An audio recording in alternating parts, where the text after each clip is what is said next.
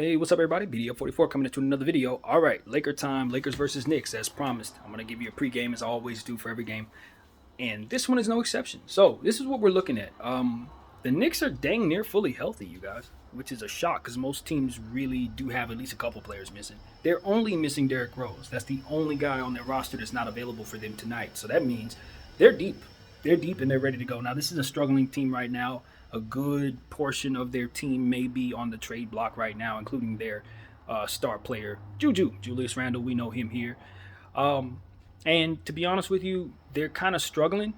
And as I always say, when you're struggling, the Lakers are exactly what you need to see because you know Frank Vogel's going to leave the door open for you to win the game. It comes down to whether or not you're going to walk through that door that he leaves open for you. That's my motto, and it's been working thus far, unfortunately, as a Laker fan. But the good thing about everything that we're talking about here is the fact that Anthony Davis, quite frankly, has been playing some of the best basketball he's played since we won the championship. He had 17 big boards in that last game, been putting up good scoring numbers, blocking shots at a very consistent rate, just back to being the person that we know he could be. I'm not really sure what was going on at the beginning of the season. He looked both mentally and physically out of sorts and checked out at the beginning of the season.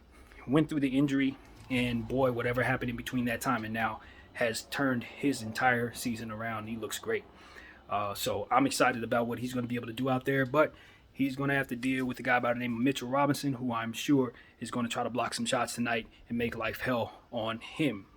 So that is something that you want to pay attention to. J Barrett, one of the most underrated young scorers in the league. I think the world of J Barrett. He's not incredibly consistent, but boy, is he having a breakout season right now, and I do expect him to play well tonight. He is just playing with so much confidence. I mean, that high arcing three that he has, he finishes well. He gets to the line. Ambidextrous, can finish with both hands. If I'm not mistaken, I don't know. You might not want to follow my word on that one because I do remember, if I'm not mistaken, Stephen A. Smith complaining about him driving left too much. So I might have that wrong, but nevertheless, from what I've seen, this dude can score in a plethora of ways and does not take his foot off the gas as it pertains to going up against bad defensive teams. So if he has a 30-point night, it won't be any shock to me. So be very aware of him. Emmanuel Quickly is another guy that I like a lot on this team. He doesn't really get the usage that I would like to see him get because of the presence of other guards like Kemba Walker, but he's a microwave scorer. If you let him, he will score a lot. So it's very important that we keep an eye on just about every scoring option that they have. They have a plethora of players that can play well.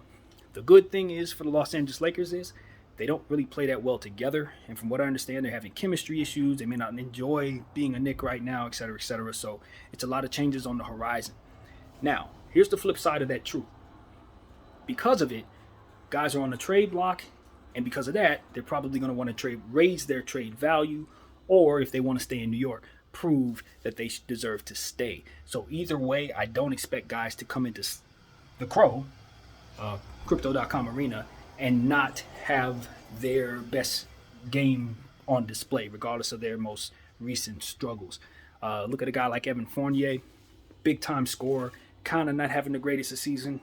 A date with the Lakers is exactly what he needs. This is the type of thing I'm worried about. So historically, if my memory serves me correct, we usually have trouble when the Knicks come to town. It's just something that has always been a thing. We really do struggle with this team. It's one of the only teams in the league where it's going to be arguable who's going to be the most fans represented in the arena, because when the Knicks come to town, there's so many Knicks fans in LA. They really do they really do show up and show out, more so than probably any other franchise that comes to town, to be honest with you. They always have their fans here. So that's a thing, but not really. Not when it pertains to the Lakers. We are always represented as well. But yeah, it's going to be a lot of cheers for the Knicks. At the end of the day, Juju most recently has unfollowed the Knicks. He seems to have checked out from the Knicks, and he's coming back home. And this is his home. He was drafted here. He played with us for 4 years. We got a lot of love for Julius Randle here. And, you know, it's one of those situations where I'm going to be very surprised if he doesn't play well coming back here. I think this is a building that he likes being in. It's a place where he was obviously able to develop. So expect him to come out with a certain level of swagger that maybe you haven't seen from him in most recent games because of these situations that may be going on over there. coming back home should be good for him. So all of this is a perfect storm for this to be a very serious matchup for the Los Angeles Lakers, especially if LeBron James he continues to be out. Now, from what I understand, he's been responding well to different workouts. So has Kendrick Nunn, guys. Believe it or not, Kendrick Nunn had a good workout from what I understand and is that much closer to being a Laker once again. So hopefully we can get fully healthy very soon. But both of those guys are expected to be out today, and that's not going to help us. But with Anthony Davis playing the way that he's been playing, Malik Monk has been scoring very well for us, had a really good game against the Clippers. Hopefully we can kind of get a little bit of that juice going. Much has been said about that last game against the Clippers. Obviously, everybody has broken down the play that Russell Westbrook messed up on in regards to the angle that he took on that final drive where Reggie Jackson was skipping up the floor and ultimately was able to get a nice layup after splitting the double team between him and Austin Reeves. I do not blame Austin Reeves for that. And Russell Westbrook, I don't expect him to be a world beater on the defensive end, but what I do expect is that we will have learned our lesson to not allow Malik Monk to be the last line of defense on the weak side help there. That should have been Dwight Howard. And given the fact that we're going up against a guy by the name of Mitchell Robinson, given the fact that they got another young guy by the name of Obi Toppin who can jump out of the gym, it would be it would be best for us, it would behoove us, to put ourselves in a position to have size on the floor. I know that Frank Vogel is not in love with playing Dwight Howard more than 11, 12 minutes a night. That doesn't make any sense to me given the way he's been playing these last couple of games. I think if you would have gave him 30 minutes, I could argue you could have a double-double with high scoring and high rebounds. But for whatever reason, we're not properly using Dwight Howard up until this point. And I think it would be in our best interest to do so today based on our matchup here. The combination of those three bigs that I've already mentioned will give you trouble, and you don't want AD being the only big on the floor trying to guard those guys. That's a recipe for disaster. You will not win that way. So that's what it really comes down to. Keep an eye on the Kemba Walker as well. That's somebody who wants to raise his trade value. I'd imagine he's going to start the game, but I don't really know their rotations like that. But this is the type of game where a guy like Kemba Walker suddenly just magically finds it and plays like himself again. So, it's a lot of offensive talent on this team. Their offensive plays have not been that great. Look for situations where Julius Randle will over dribble and things of that nature. It's been spoken a lot of, and I've been listening. So if we can kind of take advantage of some of the natural mistakes that this team has been making lately, maybe we can put ourselves in a position to really get a victory here. But if they come out with the type of urgency and the type of comfort in this building that I'm expecting to see some of their best players play with, this could be a long night for us once again. So, it is really a situation where on paper, this is a good matchup, but it all depends on the type of lineups and rotations that are put on the floor. Just like with every night, what is Frank going to do to help us? And is he going to be a deterrent to our success? As of late, you guys have heard every rant. I've been ranting just about every game about Frank. I'm going to try to keep it to a minimum here. But at the end of the day, that is my most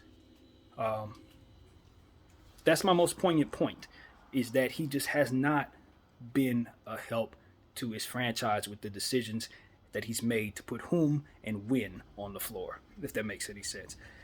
Too much Trevor Ariza in that last game. That was a no-go. Even though Trevor Ariza had a fantastic plus-minus, in fact, his plus-minus was really good, ultimately it did come down to him just getting too many minutes down the stretch. No. It's a running joke now that he, Frank Vogel really loves to play Avery Bradley. It's not just me saying it at this point, because I feel like I'm the only person complaining about how many minutes Avery Bradley plays and the fact that he starts, and how I think that leaves us at a disadvantage a lot of the time. You're going up against young guards that can do a lot of things, and he just doesn't have the foot speed or the jump shot at this point to justify keeping him on the floor for more than 15 minutes a game. Frank likes to play him 22 minutes a game. So it's one of those situations where I just would love to see those minutes go to these younger players, of whom need reps and opportunities and their confidence up. A guy like Austin Reeves, a guy like THT, a guy like Malik Monk should have those minutes, and it shouldn't be any reason why they don't receive those minutes. So I just look at him as a deterrent to the development of those players for which we need to raise their trade value. So I'm very frustrated about that. I just want Frank to see the fruit and not leaning so much on vets of whom don't actually help us any dang way. We're still losing these games. You might as well lean on the kids and give that a shot. If we lose those games, at least they're getting better and they're getting more playing time. So that's just a coaching thing, you know. As long as we have him as coach, he's going to do what he feels comfortable doing. And he's a guy who likes to lean on vets, but not the ones that help us like Dwight Howard. Only the ones that hurt us and don't really do much for us. So that's the reality as I see it. I'm not going to try to make this too much of a pessimistic video like the last several Laker videos have been, but I'm just in a space of pessimism nevertheless, because I just know that our team can perform better even though we're undermanned than we have been able to in the recent past. So I think a lot of mistakes will be erased by the fact that AD will be on the floor with his ability to block shots and with the way he's been playing. He's going to help, you know, by default. As I've said, you have to keep him on the floor, and thus you'll have size on the floor more so than we had before he was out there. Since this coach wants to run small ball all the time, at least now he's disarmed from being able to do that based on the needs of Anthony Davis and his minutes. So that's a help. We get those rebounds, we get those block shots. AD can look like himself again, and that'll help a lot. But understand, I'm going to mention this name again. Mitchell Robinson is not to be toyed with. He is one of the best shot blockers in the league. He's very tall, very long arms, and he has no problem sending whatever you got in front of him to the third or fourth row. He can block a lot of shots in one game. Trust you me, it's not beyond him to have more than 4 blocks tonight. You must understand. Don't try that dude. Don't try dunking on him. Don't lay nothing up around him. None of that. You have to just respect his shot blocking prowess. Quentin Grimes. Now, Quentin Grimes is a guy, I don't know how his development is going, but this is around the time when some of the rookies that didn't really have a strong start to show what it is that they can do. This is January, February. This is when they start really getting their confidence about him. And I just wonder if they're going to give him the minutes to show what type of stuff he can do on the defensive end. Because when I scouted him earlier in the summertime last year, that was what he was, you know, said to have been best at, locking people down and showing what he could do defensively. So I got my eye on that rookie. I want to see what he can do. Don't know what rotation he's in or what have you, what they got going on there. The thing about Tom Thibodeau, what I know about Tom Thibodeau is that he loves to shrink his bench. He loves to play his starters all the minutes in the world. Now, I don't know if he's gotten away from that. I'm not sure. But, you know, you can count on a guy like Julius Randle and a guy like J Barrett being on the floor quite a bit tonight. So if you want those guys removed from the game, which we obviously do, you're going to have to draw fouls. And I think the best way to do that is to be aggressive, attacking. Russell Westbrook, he needs to drive at the basket with the intent of finishing. You know, his three-point shot has been a little better lately. I have been pleased with how his three has been falling as of late. He tends to take corner bank shots that I championed earlier in the season. I'm not going to deviate from that, even though a lot of those corner shots do not look that great. At the end of the day, that's a shot he's been hitting his entire career, and so on and so forth. So I'm not too worried about him taking those shots, but I do want him to take them with confidence, as he has been with his three-point shot. So, you know, the turnovers are there. Some of the low IQ mistakes are just frustrating to watch. But at the end of the day, if he's assisting like he did in that Clipper game and he's rebounding the ball quite a bit, all we really need him to do is convert on layups, and he'll give us what it is that we need from him.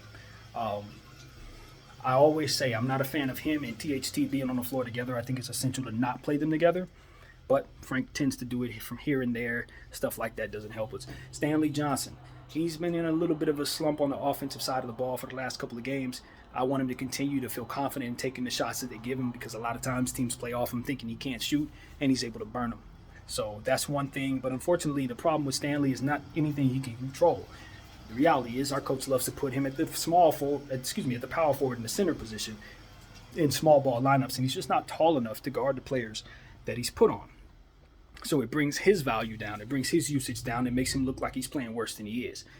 Stanley Johnson is just fine, so long as you put him in positions to succeed.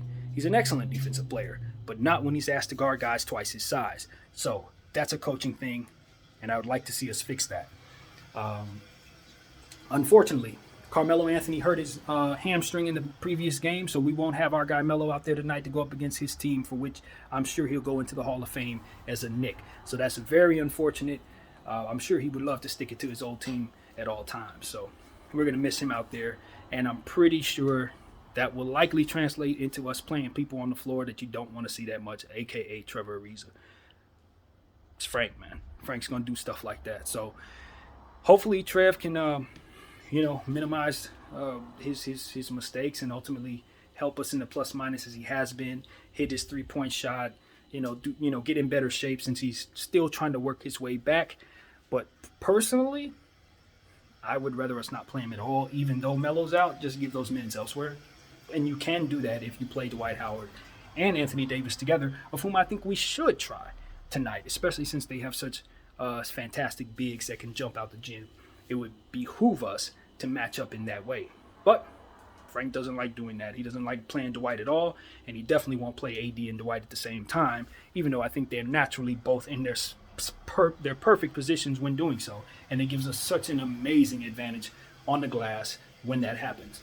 I think of the dynamic that Cleveland has with Mobley and Allen. We could give ourselves a little taste of that if we were to play Dwight Howard and AD on the floor at the same time. I think it would be great for our overall production, just having players that can give us easy buckets, since it's so difficult for us to defend and since we have so many mental mistakes on the defensive end.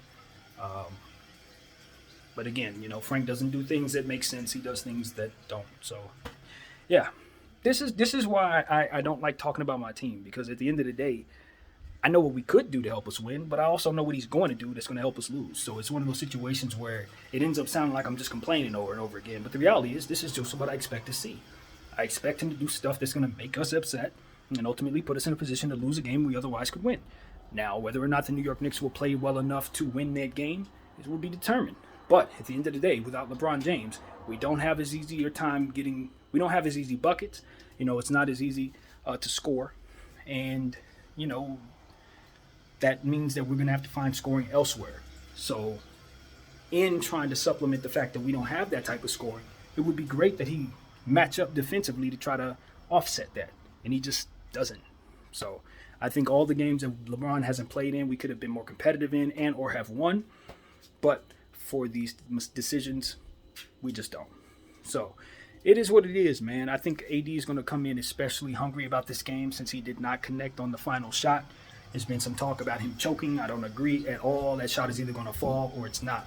I think I also have to make up for a mistake. I said that the Lakers were not trusting Russell Westbrook in the previous video when I was talking about that game. I said that they didn't trust him. That was wrong on my part. That is not what I saw when I looked at the replay. What I saw was the Clippers effectively remove Russell Westbrook from the play so that we couldn't inbound the ball to him and thus had to get the ball to AD. So I wanted to make sure I make that right, because I was wrong. That is not what happened. We couldn't get the ball to Westbrook. They would have taken that ball if we tried to inbound the ball to Westbrook. I think in this situation, though, you want to see us have timeouts. Now, I don't know what our timeout situation was. I'd imagine we didn't have any, but I want to see Frank manage our timeouts better so that in situations like that, we have a timeout. And in the timeout, have a play ready that actually works, as opposed to what we ran, which ultimately gave us very little chance to win the game. You don't want AD barreling down with the ball in his hands from one end to the next, trying to make something happen as time expires. That is not a recipe for success most nights, and we saw it just didn't work. So management, clock management, timeout management, rotation management, all of those things that are Frank's job are going to be things that we're going to have to pay attention to and get better at if we want to make the playoffs and ultimately make noise. So hopefully we see some changes in that way. Hopefully Frank can finally snap out of all the madness that he's been providing us in some of these bad decisions and start doing things that actually make sense. Unfortunately, I would never put any money on that. In fact, y'all know I say this every time. If you're betting on anything, bet on the Lakers to lose, because he's going to leave the door open. It's either up to them to either walk through it or not, just like I said. So that's what it is. That's what I'm expecting to see. And I'm so hopeful that I'm wrong. So that's what I got, man. Lakers versus Knicks coming up tonight. Enjoy that game. I wish I knew what time it starts. I think it's at 6:30. I don't know. So don't quote me on that. Check it on your own and be ready because we got a big time matchup coming up tonight. That's what I got. BDL 44. Thank y'all for watching. I'm out.